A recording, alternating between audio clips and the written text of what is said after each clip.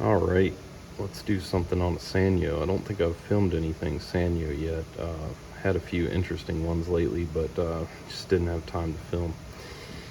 Anyways, I'm gonna be hooked in with that little box there, which is called line checker. Here's a look at what the system is doing, which is nothing. It's locked out on a H27. Now you'll notice up here that my ODU type is a 96. However, you know, that's going to be the master. When you look here, you'll see the code is on the second outdoor unit, which is not a 96. This times 10 refers to a 96. This times 16 is probably going to be like a 144 or something like that. We'll check it out when we get outside. But I've got this H27 code, so if I look at the definition, this is a bit confusing. One of the hardest, well, I should say the hardest, but one hard thing about VRF stuff is getting good service information. But this definition here says compressor 2 lock current alarm. If I go here, I've got an H27, which has something to do with the oil sensor, so that's a bit of a discrepancy there, but we do see compressor 2 is probably the compressor we're interested in. This is something I've talked about before, but one thing you really have to watch out for on these VRF units is panel swaps.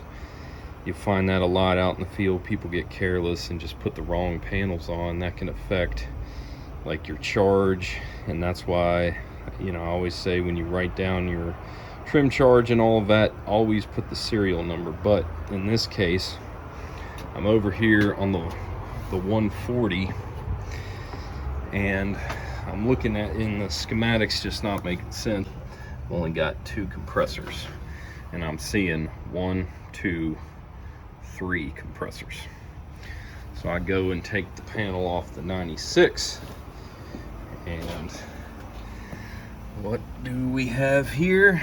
3 compressors. So somebody swapped these panels.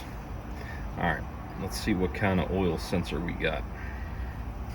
I finally got the right manual. So before I was just using one I'd already downloaded.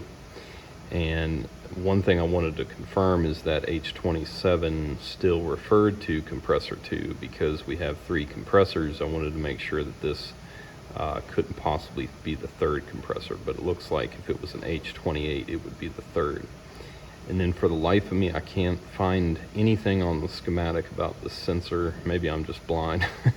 There's a lot to look at, but I went through the legend as carefully as possible and never did see any definitions on, you know, this sensor. But here's a useful bit of information. So we got pins 1 and 2, 4 and 5, 7 and 8. So I'm probably looking for an 8-pin connector on the board, and there's not going to be a lot of those. So let me just see if I can find these connections. And you know, one thing that I do see is that it looks like they're all reporting. Now this one's reporting 0, but that's not necessarily a problem. You know, if it gets up and runs and that oil level comes up, it's fine. But these are all reading fine. 2 means like that it's, you know, very sufficient, maybe a little over, and then 1 is sufficient. Well, here's our 8-pin connector, and I suppose it wasn't on the legend because they just wrote out oil 1, 2, and 3. Now you see that this is a thermistor. So what they're doing is just using temperature to try to infer what the oil level is, and I'm not sure how well this actually works. I mean, in theory, I like it. I do like oil protection, but could something like high discharge superheat throw an oil code? That's hard to say. You know, a lot of people just assume you hook up a computer, read a code, and it's that simple. It's very, very far from being that simple. So we have to really look into this and see why this thing may have thrown a code, try to find these sensors, maybe do a visual inspection, see if anything looks like it's shorting out. One thing to always keep an eye out for, besides oil, is signs of varmints. So this looks old, but this over here looks kind of fresh. And I got to looking around, and I bet you this right here is our sensor. and it probably just went right down in there. So this might be an easy one. And you know, I'm not sure why this sensor is still reporting a value. You know, I don't know what to think about that. Again, with VRF, it's like you have to know what to take with a grain of salt, what to ignore. Like, is the unit being goofy on purpose? It's one of those things where, you know, part of the battle is just learning what rabbits to chase down which holes. You know what I'm saying? But I'm gonna confirm right now if this is our sensor. I'm probed into oil 1 now and reading 2.5 volts. Now if oil 2 is open, I'm gonna read 5 volts there. Probed into oil 2 now. We're at 5 volts, so we're open circuit. I recently did a video on the soldering kit and on this right here, so we're gonna use it to solder up these wires. Turns out I didn't need the clamp. They stay together just fine. I have them wrapped around each other. Now I'm just going to apply some liquid rosin flux.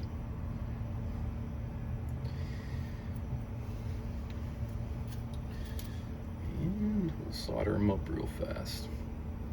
Just like with brazing or anything else, you want the iron to, or you want the wire to melt the solder, not the iron. Make sure it's good and hot. There we go. All right. Now, one important step is that I need to trim these little hairs, because you don't want those poking through the heat shrink or working their way through the electrical tape. Now, one way that I really like to do these little sensor wires like this is just with a single piece of heat shrink, which disappeared down in here. There's that sensor right there. But what I do is I'm just going to put a single layer of Super 33 around one of these wires and then heat shrink them both with this. And that makes it a lot easier than trying to get heat shrink on both of them. Now, even though I'm using marine heat shrink, it's got an adhesive in it. As an extra measure of protection, I just throw a little silicone grease on the actual soldered connections, and that'll help keep the water out. You don't want to put too much because you don't want it interfering with the adhesive on the heat shrink, but a little bit goes a long way. So I'll go like this.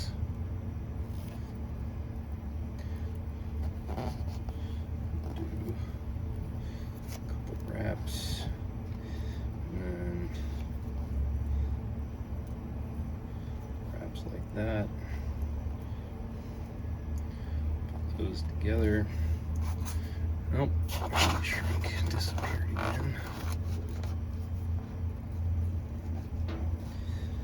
The one thing I like to do to get it centered is you kind of want to eyeball about where the halfway point is on the heat shrink. Hold that and just pull this up to that point where you're holding. You'd be surprised how easy it is sometimes to get your heat shrink off center.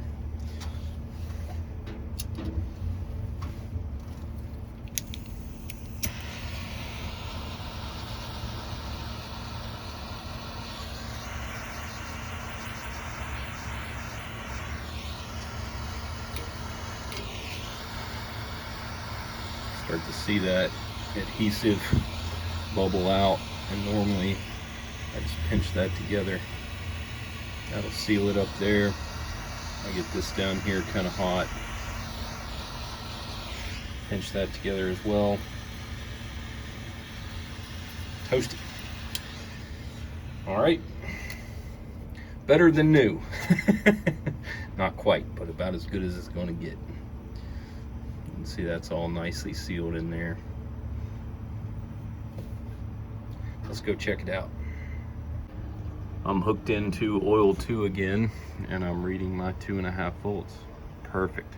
Now, it's not always going to be 2.5. Sometimes, you know, it's going to vary, right? Because it's reading temperature. But my experience is if the ambient is pretty average, your sensor voltage will be average. So if the span is 0 to 5 volts ish, then your sensor voltage is going to be about 2.5 if it's not blazing hot out or freezing cold. So just a good rule of thumb there. I haven't traced anything out here, but I believe this is an oil return cap tube, and having a sensor here is brilliant. I don't know why more manufacturers don't do that. I kind of like Sanyo's. I think they're underrated.